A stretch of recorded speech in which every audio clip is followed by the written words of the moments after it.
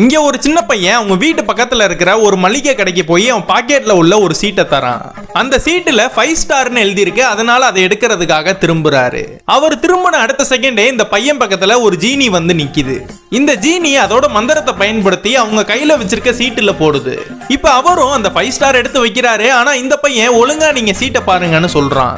அந்த சீட்டை திறந்து பார்த்தா அந்த சீட்ல வேற ஒரு சாக்லேட் நேம் போட்டிருக்கு. இப்ப அதையுமே எடுத்து வச்சோன்னா அந்த சின்ன பையன் ஒழுங்கா நீங்க சீட்டை பாருங்கன்னு சொல்றான். இப்ப மறுபடியும் இந்த ஜீனி மந்திரத்தை போட்டு மாத்திரனால அந்த சீட்ல டைரி மில்க்னு மாறிடுது. இந்த கடைக்காரரும் அந்த சாக்லேட்டை வச்சதுக்கு அப்புறம் மறுபடியும் இந்த பையன் ஒழுங்கா சீட்டை பாருங்கன்னு சொல்றான். இந்த கடைக்காரரும் ரொம்ப கடுப்பாகி அவங்க கடையில உள்ள எல்லா சாக்லேட்டையுமே எடுத்து வைக்கிறாரு. மறுபடியும் அந்த பையன் சீட்டை விரிச்சு பார்க்க சொன்னா அந்த சீட்டே எம்டியா இருக்கு. இப்ப அந்த கடைக்காரரும் உனக்கு என்னதான் வேணும் வாயை திறந்து சொல்லியான்னு கேட்கிறாரு. இப்ப அந்த பையனும் எனக்கு ஒரு பேனா வேணும்னு கேட்கிறப்ப அவரும் அந்த பேனாவை எடுத்து தராரு. ஆக்சுவலா என்ன நடந்திருக்கும்னா கொஞ்ச நாளுக்கு முன்னாடி இந்த கடைக்கு வந்து இந்த பையன் பேனா கேட்டிருப்பான்.